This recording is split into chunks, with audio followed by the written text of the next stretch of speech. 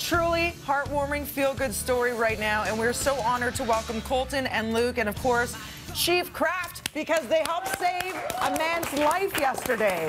So here's what happened yesterday. Around was it one? Yeah. One-ish yesterday morning. You guys were out buying Grand Theft Auto along with a million other kids because it came out at midnight, and there was a fire in Oak Ridges, and there was a man trapped inside. And essentially, you're heroes because you helped to save his life. So are you coming to terms with the fact, grips with the fact you're a hero?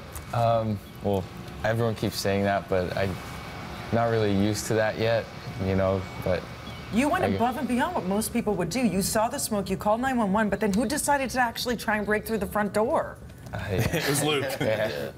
It was Luke. You were taking on the role of Call of Duty, and so you heard the alarms. The first thing you did right, and Steve, let's address this right now. The very first thing they did right was what? Dial 911.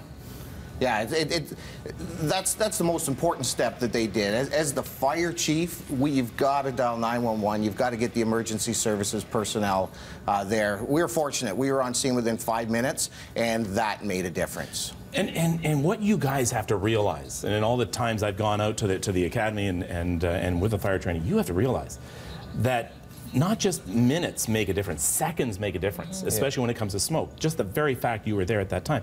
All right, so you've called 911. Now, it seems like forever, it always does seem like forever before the fire crews arrives. Yeah. In the meantime, what are you thinking now? Well, we heard him, you know, yelling for help, and we couldn't just stand there and do nothing. We had to at least try to do something. And so then that's when I kicked the door in, and me and my brother, we both kept going in and out. What was it like inside when you finally got in?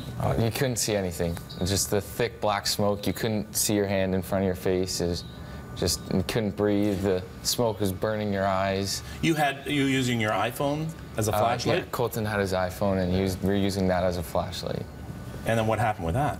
I don't know. So much was going on. I didn't even notice it like turned off or something. Like there's just too much going on. Too much smoke. Could you still hear him yelling when at the time? So you finally had to get out, and then you heard sirens. Yeah. And Steve, your guys arrived. Yeah, our guys arrived, and they noticed fire coming from the back of the house, so we call that the Charlie side. So the first crew actually went around back and started to fight the fire, and the second crew went in, and they did a search and rescue. And very fortunately, they did a great job and found the elderly gentleman very quickly. We pulled him out, and he was transported to the hospital. Have you been able to talk or meet with him yet, this man whose life you've all saved? No, not yet. That's going to be amazing.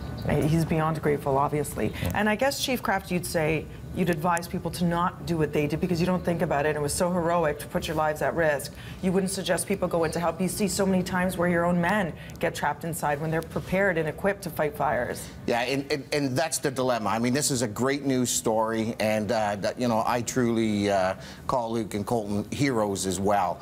But I'd be remiss as a fire chief if I didn't say that we don't want people going into burning buildings. You know, they did the right thing by dialing 911, and they get the emergency services coming. Now, the one thing they did amazingly well is when they realized it was too dangerous, they got out. They got out. And that's critical. The smoke was too thick, but man, it was so admirable that you even decided to go, who goes into black smoke and flames? And it also reminded us to be mindful of changing our alarms. I bet you guys thought about that when you went home, right? To make sure everything was working? Yeah. Because a lot of people, you don't hear it, or the smoke gets to you too quickly. Yeah, working smoke alarms. That's actually the first thing that Colton and Luke heard. They heard the working smoke alarm. It obviously woke the gentleman up as well. He had mobility problems. He did have mobility problems. I think. Yeah, it's my understanding he had some mobility issues with walking and getting around. Wow.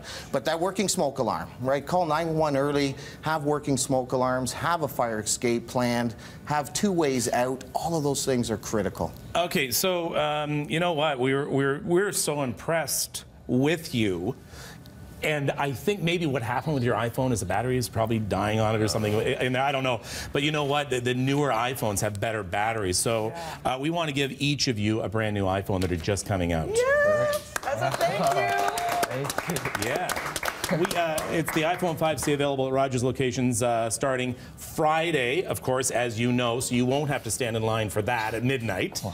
It's available in 5 colors, including white, green, blue, pink, You can go for pink and yellow. Of course, powered by Rogers LTE, Canada's fastest wireless internet. Rogers.com/reserve to order yours, but you don't have to go to Rogers.com/reserve. We have 2 waiting for you. You're a remarkable young man, and you are a beacon in this man's light. Now you continue to shine your new iPhone 5 to remind yourselves. Thank you so much. Thank you, Chief, for being here. Keep calling you Sergeant, Chief. You're a hero to us, too, and so are your men. Thank you. It's 7:27 on Breakfast Television. We'll be right back. Well done. Well done.